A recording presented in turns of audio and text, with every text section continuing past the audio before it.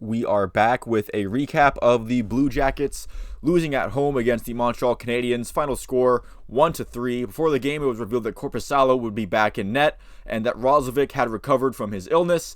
But however, Yegor Shchinnikov was dinged up, and Liam Foudy would head in for Brendan Gaunce. So in the first period, this period was pretty boring. Both teams could say that they had a solid period and no real grade A chances either way.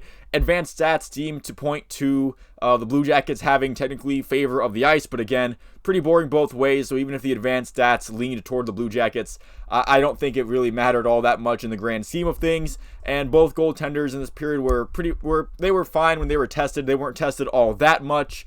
But again, kind of a feeling out process between the two teams, and the first period ends 0-0. Heading into the second period, there weren't any goals in this period, but there was a lot more action. Montreal getting a power play early, but it's killed off, and then Matthieu Olivier, who committed that penalty, got a breakaway chance. That was, I think that was stopped, although Olivier might have just missed the net. And then Gus Nyquist also was stopped, so the Jackets failing back-to-back breakaway chances. Montembeault is standing on his head at this point. The Blue Jackets getting Montreal scrambling on a few sequences.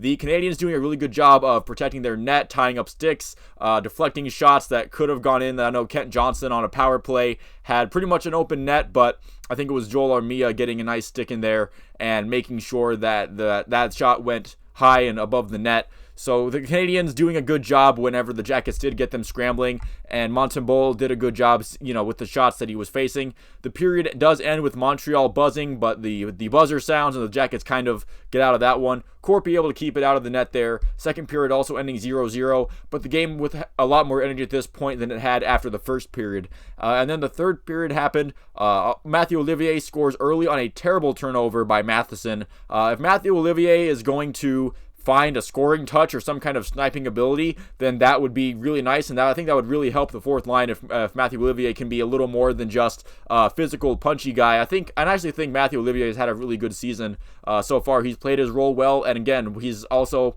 as of late, he's finding a scoring ability, which would be nice, because I think something that was underrated about the Blue Jackets last season was that they did have a good amount of depth scoring, with Sean Kuraly having a career year, and he's still having a very good season so far in the early goings in this season. And, if guys on the third line can contribute, and if Matthieu Olivier finds a scoring touch, then the Blue Jackets could have, once again, maybe some underratedly good scoring on the third and fourth lines here. But the Habs tied up almost immediately after that with an Arbor Xhekaj shot that, goes off of a stick from the point, and it just kind of goes off the top of the crossbar and in. Nothing really Corpy could do about that one, as he was screened by about 3 or 4 players from both teams. Just kind of one of those seeing eye shots that just the puck just seems to kind of automatically know where to go. That's unfortunate. And then basically immediately after that goal, a centering pass going off of David Savard's skate and into the net. Of course it goes off David Savard's skate. Who else would it go off of? Who else did you think was scoring the game-winning goal of this game? Of course it was going to be David Savard. So the Canadiens taking the lead in 57 seconds, going from down 1-0 to up 2-1. Corpy with a great save on Sean Monahan a little later to keep it at 1-2 for the Canadiens. As the time is dwindling down and the Jackets getting more and more desperate for a goal, Johnny Gaudreau kept trying to kind of get it done by himself, making some plays from the neutral zone and then transitioning it to the offensive zone. He tried to get it to Boone Jenner on one nice attempt, and the other he just kind of didn't have that many people with him, so he just kind of wound up for a slap shot. Johnny Gaudreau showing some really good individual effort, but nothing that really resulted in any grade A chances or anything. I do think the Jackets did create some decent chances for themselves, but again, nothing really too dangerous. I think Montreal did a good job of really shelling up around the net and making sure that if Columbus did get any chances, it would be ones that Montembeault could see that he had a really good chance on, and they were going to keep the Blue Jackets from really having like an unstoppable shot that no human goalie could get to. And also Montembeault did stand tall when he had to. It's not like Montembeault just kind of was just sitting there getting easy chance after easy chance. He was making some really nice saves, and the Jackets kind of on the other end of getting goalied that they were their last game against the Florida Panthers. The CBJ do empty the net with a little more than 2 minutes to go. Monahan getting his goal back on the empty netter. The Blue Jackets do get a power play, but they don't score on the 6 and 4, and that is how you get your final score of 1-3. I was a little curious that Brad Larson didn't use his timeout when the game was 2-1 and they just emptied the net. They had an offensive zone face-off. At least I don't think he did. The broadcast never displayed Brad Larson using his timeout. Maybe the broadcast was just incorrect and that he did. I know they showed that Montreal had called a timeout once Montreal got a penalty to make it 6-on-4, but maybe Brad Larson called it and they mixed it up on the wrong side anyway. I think that there have been a few times throughout this season where Brad Larson maybe could have utilized his timeout. Maybe during one of the Jackets like meltdowns when they gave up a quick goal or two, they can call a timeout to regroup. That we haven't really seen that happening. Maybe Brad Larson just doesn't like using the timeouts, or maybe the worst option, he just forgets that he has them. Although I don't actually think that that's kind of a joke on my part.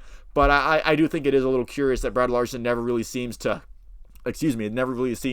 utilize that timeout, and he never really seems to get that going. I feel like that could be something that Brad Larson could maybe improve on, along probably many things that the Blue Jackets fan base would want him to improve on. Although I do think Brad Larson gets a slight bit too much flack from the Blue Jackets fan base. I don't think he's been that bad of a head coach. I think it's been not just Brad Larson, but I think everyone on the Jackets has had some tough times, has been underperforming in some kind of way, shape, or form. But I feel like for the Jackets, as far as this game goes, they never really quit trying. They never looked really too out of it. There wasn't that, utter collapse in effort, and there wasn't this kind of, you didn't get the vibe that the Jackets were like, woe is me, and we'll never come back in this. The Jackets were genuinely trying, and they were making good attempts. But again, Montreal, give them credit. They were able to shell up and shut down most of the Blue Jackets' good opportunities, and the Blue Jackets getting some breakaways early in the second, missing those seems to definitely come back to bite them, as maybe if you just convert on one of them, the Jackets at least get a point out of this, if not two, as the Jackets are really trying to make that climb back to 500. This isn't really that easier on themselves. They'll have Thanksgiving off, and then they're off to play the Islanders, I believe, also at home. Basically, the schedule has crammed all their home games in November because they're not going to have any in March, because Nationwide Arena will be hosting March Madness games in March, so the Jackets can't play the same time as March Madness, obviously. So the Jackets are getting a lot of home games now in favor of a lot of away games later on in the season, where even if the Blue Jackets were competing for a playoff spot, that would be kind of going against them. But it seems like the Blue Jackets kind of have to try to get as many points as they can on this homestand, and so far it hasn't worked out so far. But again, I thought for this game in a vacuum, I don't think they played bad in any way. I think Montreal just kind of came in with a game plan, and once they got that lead, once they scored those 2 goals in a minute, they were able to really shut the Blue Jackets down defensively, and the Blue Jackets didn't really have too much of an answer besides hope that Johnny Gaudreau pulled some magic out of his hat, and he almost did, but he got a couple decent chances, but nothing really too dangerous out of that. So thank you all for watching. If you've made it this far into the video, feel free to leave a like and a subscribe if you liked it and you'd like to see more like it. Let me know what you thought about this game down in the comments below. I will see you at the next one.